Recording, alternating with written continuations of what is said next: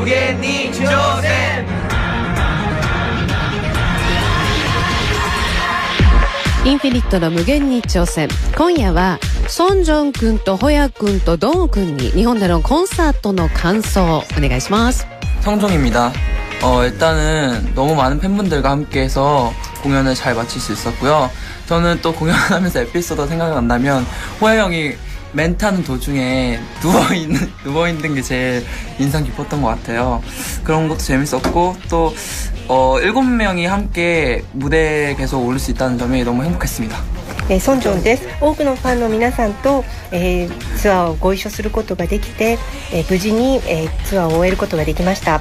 で、ツアー中で印象に残っているのは、ホヤさんがコメントをしている途中にステージの床に寝そべった状態で、MC をしていたことなんですね。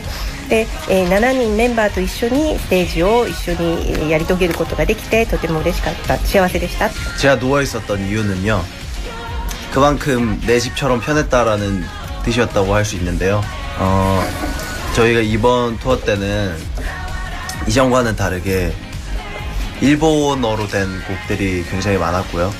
또 일본 스태프분들도 한국 스태프분들보다 훨씬 더 많았고, 댄서분들도 심지어 일본 댄서분들이었어요.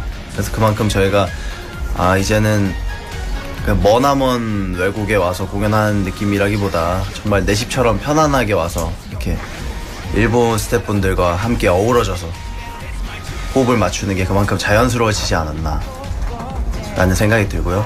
그래서 그렇게 편해진 만큼 공연도 훨씬 더 좋은 컨디션에서 할 수 있었던 것 같습니다. 僕が横になって話をしていた理由というのは、それくらい自分の家と同じように感じるぐらいリラックスできていたということだったんですね。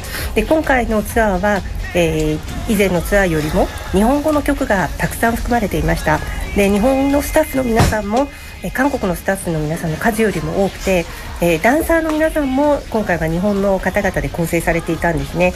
で、なんか遠い国、遠い海外でコンサートをやっているというよりも、本当に自分の家のような感覚でとてもリラックスして、コンサートすることができたんですけれども、でそうやって日本のスタッフの皆さんと一緒に協力をして作り上げることができて、より自然に、今回コンサートをやることができたような気がします。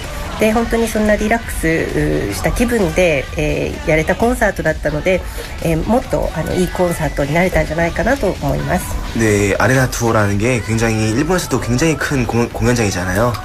근데 분명히 인스피릿들도 도와줘서 할 수 있게 된 공연이지만, 그래도 저는 일단 이 인피니트 7명이 잘해주었기 때문에 또 그렇게 했다고 생각하기 때문에 멤버들에게 일단 고맙다는 말을 하고 싶고요.